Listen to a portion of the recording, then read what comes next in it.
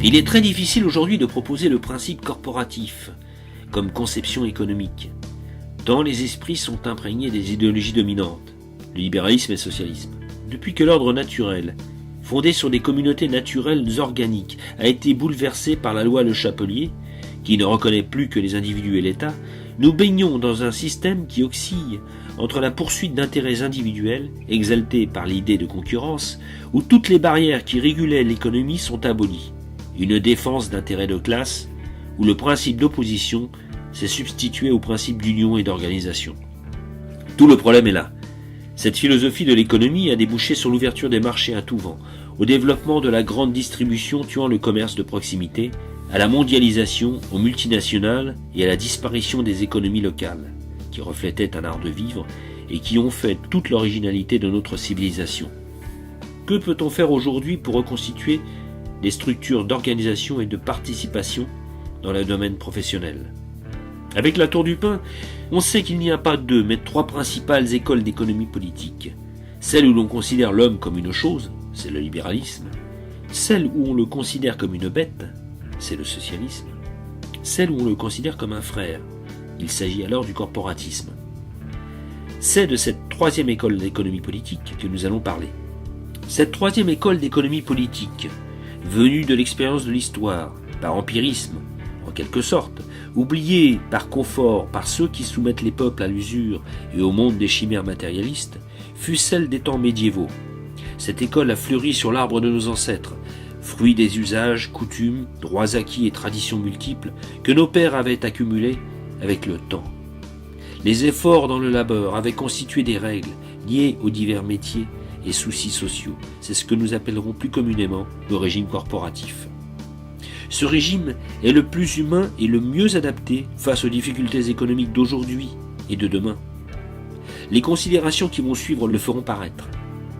Et d'abord, quelle est la condition essentielle d'un bon régime du travail? La Tour du Pin a fait à cette question une réponse de nature à satisfaire les plus difficiles. Le travail n'a pas pour but la production des richesses, mais la substantation de l'homme, et la condition essentielle d'un bon régime de travail est de fournir en suffisance d'abord aux travailleurs, puis à toute la société, les biens utiles à la vie. La Tour du Pin a défini le régime corporatif, une organisation de la société en corps professionnel, aussi bien dans l'ordre politique que dans l'ordre économique. Dans l'ordre politique, il fournit aux corps élus la représentation des droits et des intérêts au lieu de celle des partis. Dans l'ordre économique, il substitue à la liberté illimitée du travail et du capital et à la concurrence sans frein qui en résulte, des règles variables dictées par les corps professionnels eux-mêmes dans l'intérêt de la sécurité et de la loyauté du métier. Retenons bien cette formule, règles dictées par les corps professionnels eux-mêmes. Elle restitue au régime corporatif son vrai visage. Ce régime n'est pas, ne doit pas et ne peut pas être une création d'État. Il est l'organisation de la profession par les hommes de la profession. Le régime corporatif français rejette le libéralisme, l'anonymat des entreprises, la lutte des classes et l'orientation de la production tournée exclusivement vers le profit. Le corporatisme français s'oppose à l'étatisme. C'est l'une des caractéristiques principales du corporatisme français de s'opposer à l'étatisme. Il tient ce caractère de ses origines. La corporation que nos pères ont connue n'est pas l'ouvrage de l'État, mais la création des hommes de métier. C'est, a dit M. Olivier Martin, une sorte de république professionnelle dont les citoyens mènent eux-mêmes les affaires. Ces affaires, le corps professionnel les mène sous le contrôle incessant de l'État qui doit veiller à ce que le privilège corporatif ne tourne pas à un monopole préjudiciable au bien commun national. Mais le contrôle n'est pas la tutelle, au sens fâcheux. Il ne s'oppose en aucune manière à ce que la corporation demeure une institution de liberté. Création des hommes de la profession, le régime corporatif français épouse nécessairement les particularités de la profession. Entendez que la structure d'un corps professionnel agricole ou artisan ne saurait être la même que celle d'un corps professionnel industriel, commerçant ou du transport. Et ceci entraîne une conséquence très importante. Qu'est-ce qu'une corporation ? La corporation est une formation intermédiaire entre l'individu et l'État. Elle groupe les entreprises d'une même profession, ou de professions étroitement apparentées, et règlent leur activité à deux fins. Premièrement, pour que cette activité serve le bien commun du corps professionnel et celui de la communauté nationale.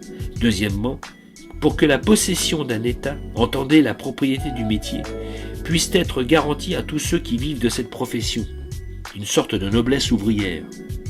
Dès lors que le corps professionnel groupe les entreprises d'une même profession, elle intègre par là même les hommes qui vivent de ces entreprises. Elle les intègre en les distinguant, c'est-à-dire en les appelant à se constituer en comité ou syndicat d'après leur fonction dans l'entreprise ou d'après leur spécialité professionnelle. Les attributions des corporations. Les attributions des corporations sont de trois sortes, économiques, sociales, politiques. Au point de vue économique, les corporations assurent la garde du métier, elles dirigent la production de manière à la proportionner aux besoins. Elles garantissent la loyauté des produits et des transactions et règlent les rapports de la profession avec les autres professions. Propriété du métier et maîtrise, brevets, conventions de travail, durée, salaire, primes, accession à la condition patronale et placement, lutte contre l'anonymat des entreprises et leur accaparement par les conditions financières, contrôle et limitation de la main-d'œuvre étrangère, règle les conditions de la concurrence, prix, qualité. Au point de vue social, les corporations édictent dans le cadre défini par les lois organiques la législation du travail et la fait respecter par une juridiction propre. Ils assurent aux travailleurs la possession de leur état, gèrent le patrimoine corporatif, cliniques, dispensaires, maisons de vacances, chômage, ainsi que toutes les institutions d'enseignement, d'assistance, de prévoyance ou de crédit. Le patrimoine commun est alimenté par la cotisation de tous les membres de la corporation. Le montant des prélèvements faits par l'État et les collectivités au titre d'assurance sociale, d'allocations familiales, de taxes d'apprentissage, etc. Les revenus des biens corporatifs, un prélèvement basé sur le montant du chiffre d'affaires des entreprises, des dons et des legs. Les corporations les plus riches pourront même s'atteler à des œuvres sociales ou humanitaires. La corporation survit aux membres qui la composent. La corporation survit aux entreprises qui emploient ses membres. Elle peut donc seule garantir efficacement ces derniers ainsi que leurs familles. L'homme du métier est-il au chômage? C'est la corporation qui le prend en charge, jusqu'à ce qu'elle ait pu lui procurer un nouvel emploi, adapté à ses titres et à ses connaissances. Tombe-t-il malade? C'est encore la corporation qui agit de même. Vient-il à mourir? C'est toujours la corporation qui se substitue à lui pour assurer la subsistance des siens. Au point de vue politique, les corporations assurent la représentation de la profession auprès des pouvoirs publics. L'agence locale de la corporation peut être représentée dans les municipalités, la corporation régionale aux assemblées régionales, la corporation nationale auprès du gouvernement. Judiciaire, assure la police du métier et juge les délits intérieurs, pas de parlement économique. Précisons que la représentation des professions et des métiers auprès des pouvoirs publics n'implique pas forcément la création d'un parlement économique ou corporatif, où s'entasseraient pêle-mêle les représentants des diverses professions et où les intérêts particuliers seraient en conflit perpétuel. La représentation des professions dans l'État implique non une chambre unique, mais des chambres d'agriculture, d'industrie et de métiers, de commerce, des professions libérales, etc., etc. Le rôle des chambres professionnelles est consultatif. Le rôle de ces chambres professionnelles est essentiellement consultatif. Nous sommes en effet dans le domaine politique, qui appartient à l'État, gardien du bien commun national. Dans le domaine économique et social, les corporations, sous le contrôle de l'État, sont quasi souveraines. Elles fixent les règles relatives au travail, gèrent le patrimoine corporatif, établissent avec d'autres corporations des accords économiques, gèrent le social. Là s'arrête le pouvoir législatif des corporations. Au-delà, ils n'ont plus que voix consultative, mais l'État a l'obligation de les entendre au sein de conseils. Plusieurs représentations du corporatisme au niveau de l'État. Au niveau régional, à la Chambre régionale des corporations de métiers. Cette chambre aura pour fonction de maintenir des contacts entre les différents membres, de tenir à jour les statistiques de la production, l'arbitrage des différences économiques, équivalent à des prud'hommes, mais en plus complet, car ne statuant pas seulement en première instance pour les problèmes par exemple de concurrence entre les entreprises, de relations entre corporations, règlement des conventions collectives, etc., laissant à la magistrature les conflits juridiques. Au niveau national, avec la Chambre nationale des corporations. Cette chambre coordonne les renseignements, édicte des règlements généraux, travaille en liaison avec le Conseil économique composé de techniciens directement responsables devant le ministre, qui l'est lui-même devant le roi, qui l'est lui-même devant sa famille et devant les familles de France. Le patrimoine corporatif. Pour que les corporations puissent jouer efficacement leur rôle, il faut évidemment qu'elles disposent des moyens financiers nécessaires. Ces moyens lui seront donnés par les cotisations de ses membres, par une participation au capital et aux bénéfices des entreprises utilisant les compétences de ses affiliés, par les profits des banques et établissements de crédit corporatifs, par des dons et legs privés et publics, etc., etc. Le tout formera avec les caisses d'assurance et de retraite des fonds de prévoyance, les cliniques, les crèches, les dispensaires, les immeubles, les maisons de vacances et de repos, etc., etc., le patrimoine corporatif. Ce patrimoine demeure bien entendu la propriété collective de tous les membres de la corporation. Il est rigoureusement insaisissable et inaliénable. Nul n'y peut toucher, et, moins encore que d'autres, la finance et l'État. En s'appuyant sur ces moyens financiers et sur ce patrimoine, la corporation pourra prendre en charge et gérer les œuvres sociales de la communauté. La tâche la plus pressante des corporations.